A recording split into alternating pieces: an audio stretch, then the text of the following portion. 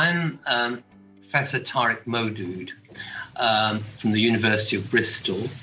I have a rather long title, which is Professor of Sociology, Politics and Public Policy, and I happen to be the director of the Centre for the Study of Ethnicity and Citizenship here at the University of Bristol. So as the research centre title suggests, I work on issues to do with ethnic minorities and racial equality, multiculturalism, equal citizenship in a context of cultural diversity, in particular ethno-religious diversity, which is the kind of diversity that's been created through migration over the last, say, 75 years or so in places like Western Europe, but also further afield, in particular, I suppose, Canada, Australia, and the United States has an even longer history.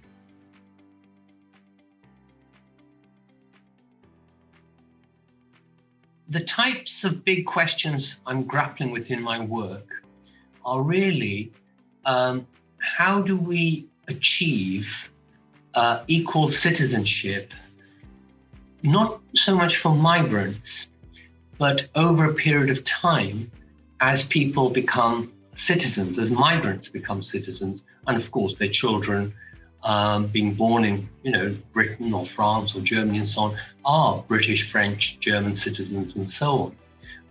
What does it mean to be a citizen where one has a distinct ethnic or religious or racial identity? And this identity is partly because how other people look at you. Other people say, oh, you're Pakistani or you're black or whatever. But also because you yourself as a group have a sense of distinct identity as well. You say, I'm black and proud of my heritage. I'm a Muslim and connected very strongly to my faith and others of my faith across the world and so on. So that means citizenship and equality, where we normally think of as equal rights and sameness of treatment, has to be combined with the idea of distinct group memberships and identities.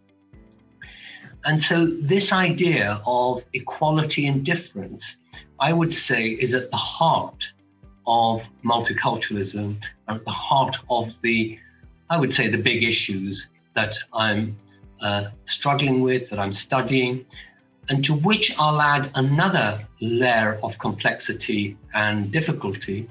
And that is, what if the identities in question are not just, say, ethnic or racial, but are also religious? They don't have to be purely religious. In fact, actually, it becomes more complicated when they are ethno-religious, where people are marked by race and ethnicity in terms of their appearance and descent, but also have a strong religious community identity. For instance, I think this is true of Muslims in Western Europe, and in a different kind of way, it has been true of Jewish people in Europe and elsewhere. Because the problem then arises that a lot of people think that religion should be a private identity. It should not be in the public space because, and this is a particularly French idea, that identities like religious group membership divide citizens.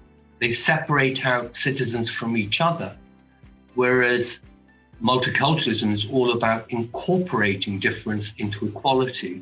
And so I'm particularly concerned with rethinking simplistic ideas about secularism so we don't exclude religious identities and create long-term future divisions in societies like ours in Western Europe.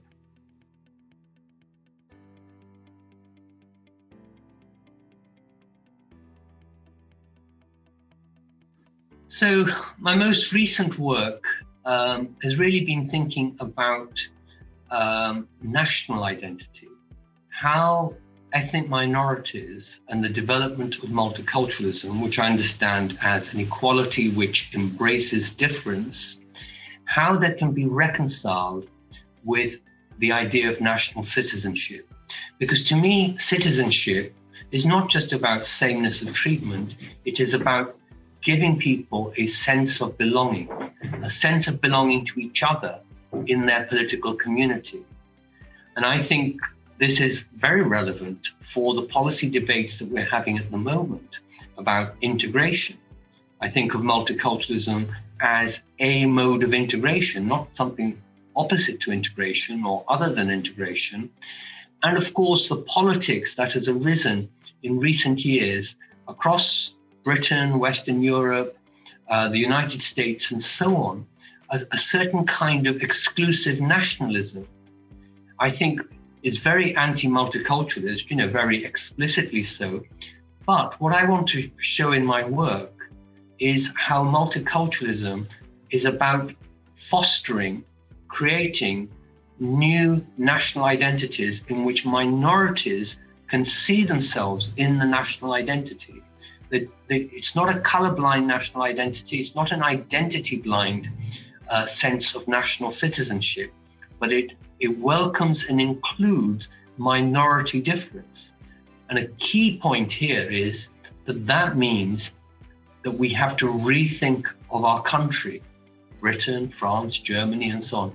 We have to rethink of our country in a new and more diverse way, not just as a white and Christian, but as multi-ethnic, multiracial, multi-faith, and so on, so that all citizens can have a sense of belonging.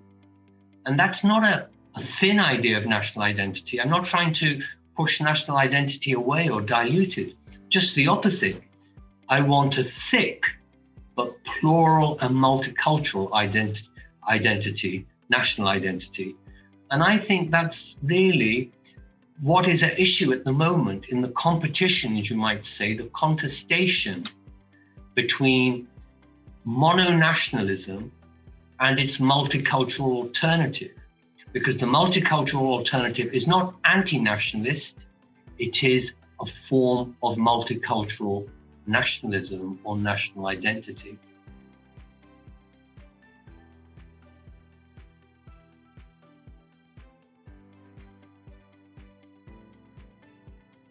So my work with CSaP has involved a seminar that was organized at the British Academy with CSaP.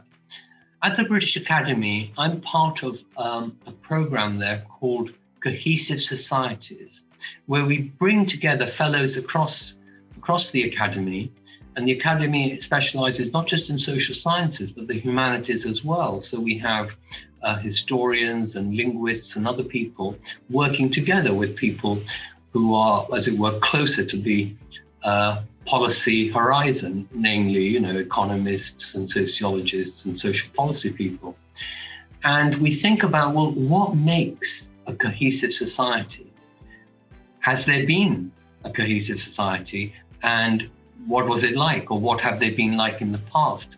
What are the challenges today in trying to produce a cohesive society? Or, take the extreme question, should we be trying to produce cohesive societies? Is that the wrong kind of goal? So the seminar that CSaP and the Academy held together last year was exactly on these kinds of questions. And in particular, I directed my presentation to pointing out what I think most people will agree, that a country like Britain has become very polarized, much more polarized than we've been for ages. We, of course, have seen this very much in the Brexit referendum, but in other things that have been happening in society as a result of, in fact, the referendum debates and so on. To some extent, COVID-19 perhaps has brought us together, though it's created further divisions when we feel the government is not properly looking after us or acting efficiently. But I wanted to argue that multiculturalism, especially the kind of multiculturalism, nationalism that I've already mentioned, is actually one of the key ways of bridging that divide, of minimizing this polarization, a process of depolarization. Why do I say that? Well, of course, I recognize that multiculturalism has to some extent contributed to the polarization. It would be naive not to be aware of that. But nevertheless, I think compared to other ideas I can think about, other isms like liberalism, cosmopolitanism, or even socialism, if you like, unlike those other isms, multiculturalism takes national citizenship very seriously and is central to its frame, to its kind of intellectual political frame. And the difference with the other kind, the old-fashioned kind of nationalism, is that's exclusivist and monocultural, and multiculturalism tries to reverse that and says, what would a truly inclusive nationalism look like?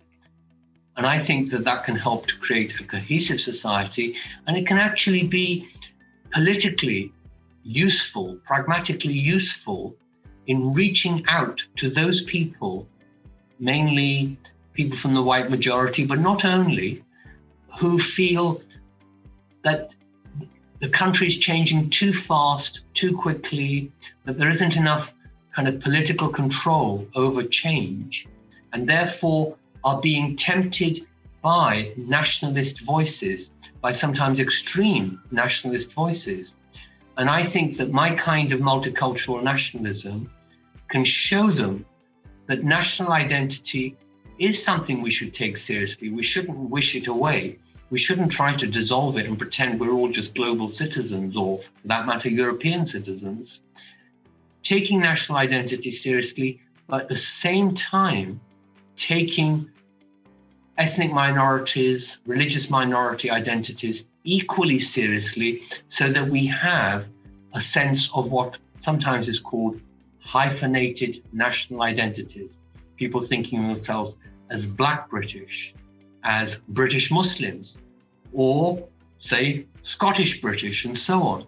I think that is the future of national identities and nationalisms in Western Europe now. Because of our ethno-cultural and ethno-religious mix, we do need national identity to help bring us together, to depolarize society, but it's got to be a multicultural, hyphenated sense of country and nationality.